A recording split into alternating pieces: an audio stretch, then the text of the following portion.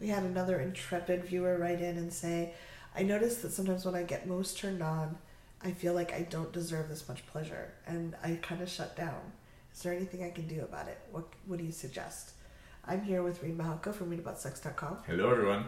This is Cathy Vartuli. Sitting with Cathy Vartuli from the Intimacy Dojo. Yes, this is Cathy. So I think it's a great question.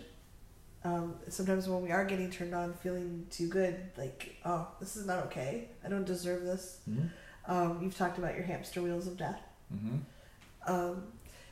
And it's really, we get to deserve pleasure. We're humans, we're alive, as long as we're in consent with the other person and the people in our lives, then there's nothing wrong with experiencing pleasure. Yeah, you can check out that Cathy referenced the hamster wheels, the hamster wheel of death, which is my way of talking about when I get caught in my head and it just gets bigger and louder in my head. A game that may or may not be for you. And this can also be a game that you play solo. A lot of this advice you can adjust and use for playing with yourself, because not everybody is in a partnership or has somebody to practice these techniques on, with a friend or with a lover. But one of the things you can do, if you want, your mileage may vary, this might not be your thing, is narrate what's going on. Yeah, that's clever. Like put the loudspeaker on, and then, like if your partner's going down on you and you're like, this feels too good, I don't deserve this, like actually say that. You tell your partner, heads up, I want to practice this thing. Because if you've never spoken before and you're like, this feels too good, I don't deserve it, they'll be like, what? Is everything okay? So preface it, but you giving words to it, one might be a turn on for your lover, being like, yeah, you deserve this.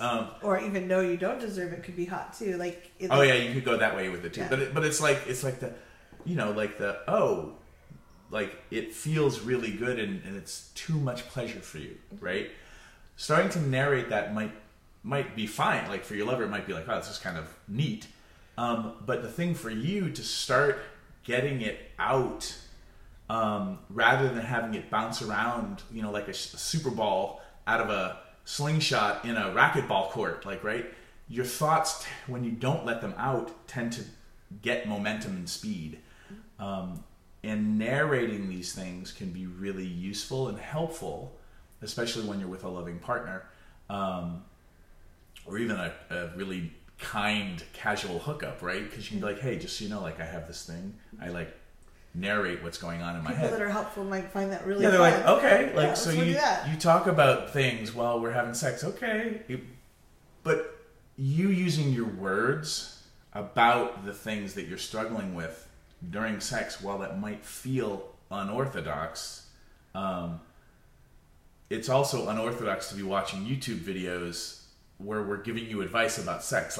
That's not normal. You did great. You rock. So I'm already telling you that what you're already doing, that is empowering yourself. You've stepped outside the normal curve. We're already out there. So let's just keep going. But try it. When you're masturbating and you feel like it's too much, and you can say it out loud, say it and see what that's like. See what's on the other side of narrating the what's happening in your head while you're receiving pleasure. That would be my quick advice, to try that first. Yeah. Another thing would be writing, journaling about your stuff. Or working with a coach. I do a lot of work with self-sabotage. People have limits. They think often in families, if my family they did their best, but there was oftentimes if you were happy and they were so unhappy that you kind of got pulled down. They're like, oh, how dare you, I am miserable, I hate my husband, I hate my wife, there was a lot of conflict. So it didn't feel safe for me to be too happy. And we talk about a lot upper limits. That's a great book. But doing either tapping or coaching or some kind of journaling where you can raise those limits, because we have internal set points. And if we're feeling too good, things are going too well for us, we can self-sabotage. We can create it so that we're not enjoying life as much. And wasn't that book was one Giant Leap by Hendricks? Big Leap. Big Leap. Yeah. By Guy Hendricks. Yeah, it's a great talking book. about upper limits, like what you're actually comfortable with, and if that's actually real or not.